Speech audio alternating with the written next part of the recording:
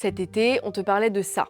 La suspension pour 3 mois des demandes d'asile pour toute personne arrivée illégalement en Crète depuis l'Afrique du Nord. Ça, c'était en juillet. Et 3 mois plus tard donc, l'enregistrement des demandes d'asile a désormais repris.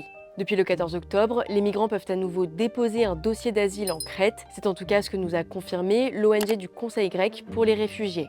Mais pour autant, ça ne veut pas dire que le gouvernement grec desserre la vis en ce qui concerne l'immigration irrégulière. On t'en dit plus. Pour rappel, si la Grèce avait décidé de suspendre le traitement des demandes d'asile, c'était pour faire face à la forte hausse des arrivées illégales de migrants en Crète, expliquait Athènes. Selon le HCR, il y a eu près de 16 000 arrivées sur l'île depuis le début de l'année, contre 4 900 sur l'ensemble de l'année 2024, soit 3 fois plus. Il s'agit principalement de Soudanais, Égyptiens, Syriens, Afghans ou encore des Bangladais. Beaucoup partent de Tobrouk, à l'est de la Libye. Sauf que la Crète, contrairement à d'autres îles de la mer Égée, n'a pas encore de centre pour accueillir les nouveaux arrivants. L'île est donc souvent saturée et en juillet, les autorités parlaient même de situation d'état d'urgence. Mais la reprise des demandes d'asile en Crète ne signifie pas que la politique migratoire grecque s'assouplit, au contraire. Le but du gouvernement est d'expulser un maximum d'étrangers hors de Grèce, nous a confié le Conseil grec pour les réfugiés. Selon une nouvelle loi passée en septembre 2025, ceux qui ne sont pas éligibles à l'asile doivent quitter le pays